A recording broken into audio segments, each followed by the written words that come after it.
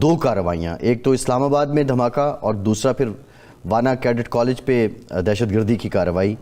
Rescue की चंद videos जो आई वहाँ से वाना कैडेट कॉलेज से, उनमें क्योंकि मैं प्रोडक्शन का आदमी हूँ तो मुझे इस बात का पता है। मैं आपको बता देता हूँ कि हमले के दौरान इस किस्म की जो फिल्म बंदी है वो मुमकिन नहीं होती।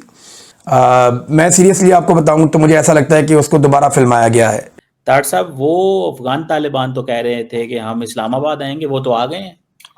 एक धमाका दिल्ली में हुआ कल, जिसको मैंने कंडेम किया कि सिविलियन मारे गए। दूसरा धमाका बांग्लादेश में हुआ है, बैंक के सामने वहां पे, और एक धमाका ही हो गया। ये कई चीजों को सिंबलाइज करता है इस इलाके में। ऐसी कार्रवाई करके ऐसे वक्त में इसकी टाइमिंग की जो सिलेक्शन है, क्या पैगाम क्या देना चाहते हैं ये दहशतगर्द अनासिर?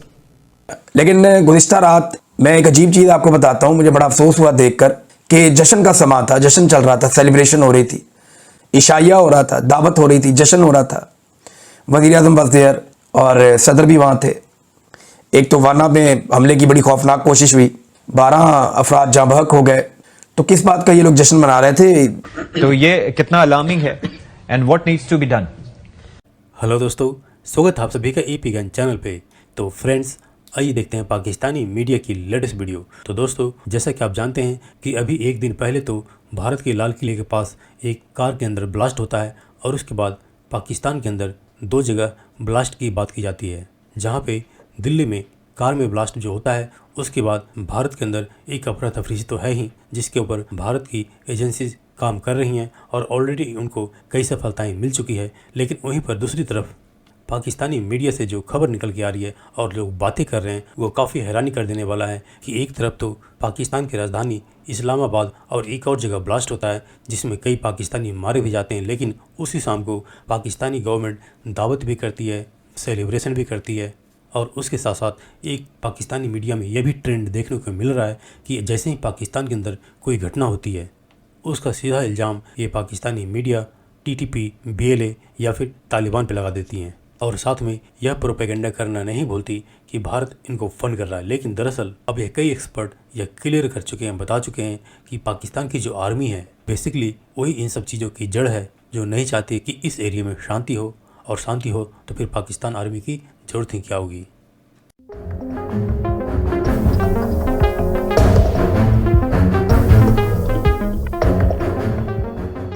एक तो आज का दिन बहुत इंपॉर्टेंट है। आज खैबर पख्तूनख्वा में अमन जरगा होने जा रहा है और खैबर पख्तूनख्वा के हालात ठीक नहीं है। एक एसएचओ जिसे अगवा किया गया था, उसे कत्ल कर दिया गया है। ये एक बहुत अफसोसनाक वाक़या है जो पेश आया खैबर पख्तूनख्वा में। और 2 रोज़ कबल जो है वो बन्नू से अगवा किया गया था एसएचओ को, उसे शहीद कर दिया गया। इसके अलावा एक मुबैना तौर पे अटैक हुआ है वाना में कैडेट कॉलेज पे। वहाँ पे कोई जानी नुकसान नहीं हुआ, कोई ज़ख्मी नहीं हुआ और इतला के मुताबिक तमाम दहशतगर्दों को कत्ल कर दिया गया है। मैंने उसके मनाजिर देखे। मैं सीरियसली आपको बताऊं तो मुझे ऐसा लगता है कि उसको दोबारा फिल्माया गया है, शायद इसलिए ताकि जो इंटेंसिटी है वो लोगों को पता चले। क्योंकि मैंने बहुत सारे दहशतगर्दी के वाक़यात और ऑपरेशंस कवर किए हैं। मैं खुद कैमरा लेकर, अपने हाथ में कैमरा पकड़ के मैं कवरेज करता रहा हूँ। हम प्रोफेशनल लोग हैं, हम जानते हैं, सारी ज़िंदगी हमने ये काम किया है। मेरा तकरीबन 20 साल का एक्सपीरियंस है इसी जर्नलिज्म में। तो बहुत सारे ऑपरेशंस मैंने कवर किए हैं। रेस्क्यू की चंद वीडियोस जो आई वहाँ से वाना कैडेट कॉलेज से, उनमें क्योंकि मैं प्रोडक्शन का आदमी हूँ तो मुझे इस बात का पता है। मैं आपको बता देता हूँ कि हमले के दौरान इस किस्म की जो फिल्म बंदी है वो मुमकिन नहीं होती। जिस तरह के मनाजिर हैं बच्चों को रेस्क्यू करने के, ये वाक़े के बाद किसी ड्रिल के तो हो सकते हैं, लेकिन ये उस वाक़े के दौरान के नहीं हो सकते, या ये उससे मुत्तसल किसी और इलाके के हों, क्योंकि बहुत ही स्टैटिक थे। कैमरामैन खुद किस मुकाम पर खड़ा, एक बहुत बड़ा सवाल था, बहुत अजीब लग रहा था। हो सकता है कि हमला ख़त्म होने के बाद ये वीडियो बनाई गई हो, लेकिन क्योंकि इस वीडियो में वो अर्जेंसी नहीं थी, वो अफरा तफरी, वो इमरजेंसी नहीं थी जो नॉर्मली ऐसे मुकाम पे होती है। बहरहाल आज एक बड़ा दिन ये है कि खैबर पख्तूनख्वा में अमन जरगा हो रहा है। लेकिन गुज़िश्ता रात मैं एक अजीब चीज़ आपको बताता हूँ। मुझे बड़ा अफसोस हुआ देखकर कि जश्न का समा था, जश्न चल रहा था, सेलिब्रेशन हो रही थी 27वीं आईनी तरमीम की। जरदारी साहब ने तमाम जो जमातें हैं इत्तेहादी, उन्हें बुलाया हुआ था, इशाइया हो रहा था, दावत हो रही थी, जश्न हो रहा था। वज़ीर आज़म वाज़ देयर और सदर भी वहाँ थे, बाकी लोगों को भी बुलाया गया था। तो किस बात का ये लोग जश्न मना रहे थे?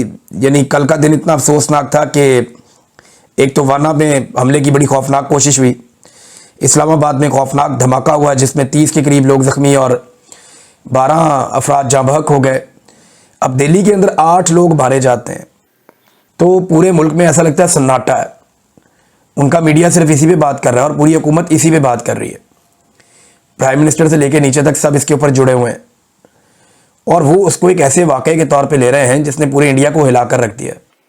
1.5 अरब का लगभग वो मुल्क होने वाला है और वहाँ पे 8 लोगों की मरने पे इतना वबीला मचता है धमाके के बाद।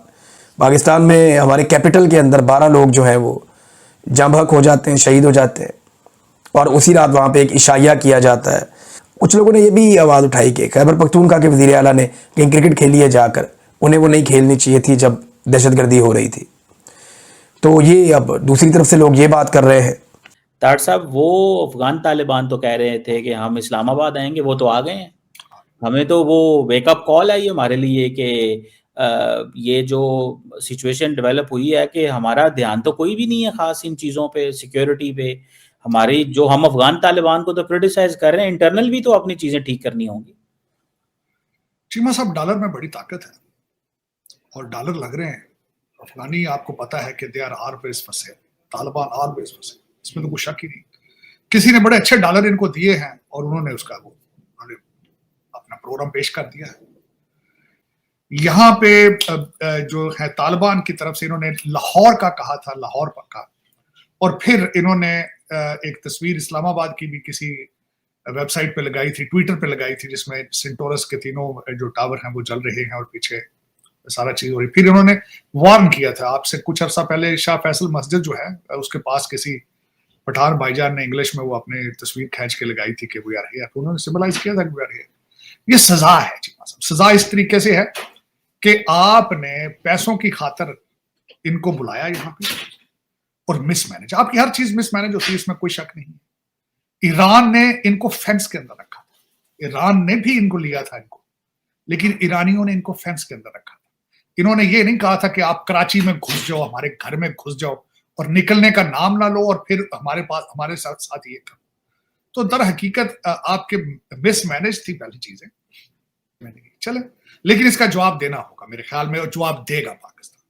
सीमा साहब, दर हकीकत इस वक्त बताया जाए ना तो मुझे ये जो 3 धमाके आपकी नेबरहुड में 3 कंट्रीज का जब मैंने जिक्र किया है, दे आर इंटरकनेक्टेड। बांग्लादेश का धमाका,